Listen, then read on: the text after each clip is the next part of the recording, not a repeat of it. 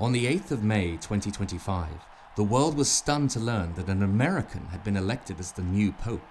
It seemingly came out of nowhere. The United States was a Protestant nation, wasn't it?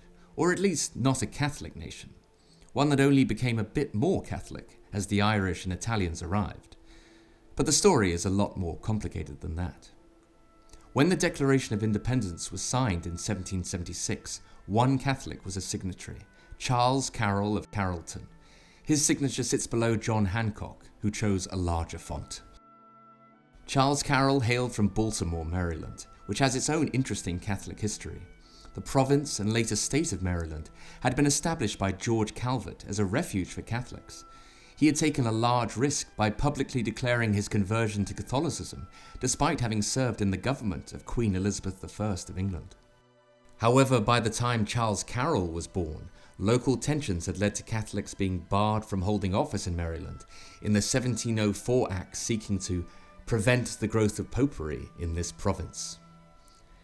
Charles Carroll's cousin, John, even became the first Catholic bishop in the United States. He was a Jesuit who had actually served with Benjamin Franklin on a diplomatic mission to Canada in 1776. He would then go on to found the famous Georgetown University in Washington, D.C. George Washington, the father of the new nation, had two very prominent Catholics serving alongside him. Commodore John Barry, often called the father of the American Navy, was a devout Catholic commissioned by Washington himself. He fought the British in daring naval battles and then trained future generations of American officers. Captain Stephen Moylan was George Washington's aide-de-camp and later a colonel of dragoons. He helped organize the Continental Cavalry and famously signed his letters, "Yours affectionately, Stephen Moylan, Catholic and American." When the US Constitution was signed in 1787, the number of Catholic signatories had risen to 2, in Thomas Fitzsimmons and Daniel Carroll, brother of the aforementioned Bishop John Carroll.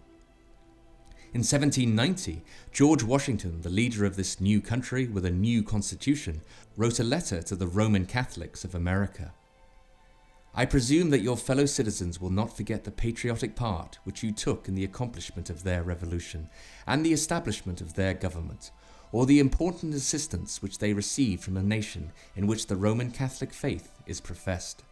And may the members of your society in America, animated alone by the pure spirit of Christianity, and still conducting themselves as the faithful subjects of our free government, enjoy every temporal and spiritual felicity. George Washington." By the 19th century, 3 great American Catholic saints had emerged. Saint Elizabeth Ann Seton, the very first saint born in this new nation. A convert from Episcopalianism, she founded the Sisters of Charity and laid the groundwork for the US Catholic school system. St. John Newman, Bishop of Philadelphia and founder of the first Catholic diocesan school system in America. And St. Catherine Drexel, an heiress who used her fortune to found schools for Native Americans and African Americans. The 19th century also saw the first papal visit to American territory, but it was in a peculiar way. The USS Constitution was docked in the port of Gaeta on the Italian coast. Pope Pius IX went on board the ship, and as commissioned ships possessed extraterritoriality, this was the first time a pope set foot on American territory, or its equivalent. The 19th century also featured one of the most influential American Catholic figures of all, James Gibbons. We return to Baltimore, where Gibbons was born in 1834, and where he was later appointed Archbishop of the city. He was a popular public speaker, and many Protestants went to see him to learn about Catholicism for the first time.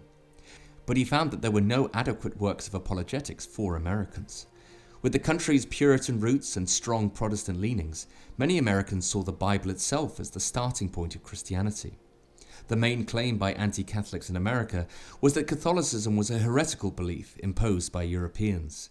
So Gibbons wrote The Faith of Our Fathers, a plain exposition and vindication of the Church founded by our Lord Jesus Christ, in which he explained the biblical roots of Catholic doctrine and rituals.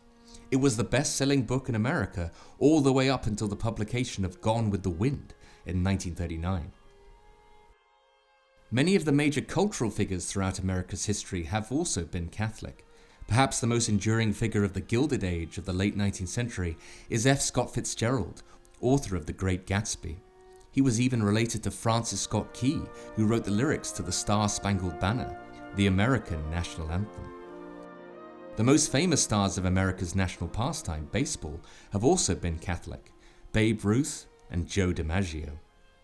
In the 20th century, as Hollywood started to take off, one director seemed to capture the spirit of America more than any other: Frank Capra, a Catholic whose family had immigrated from Sicily.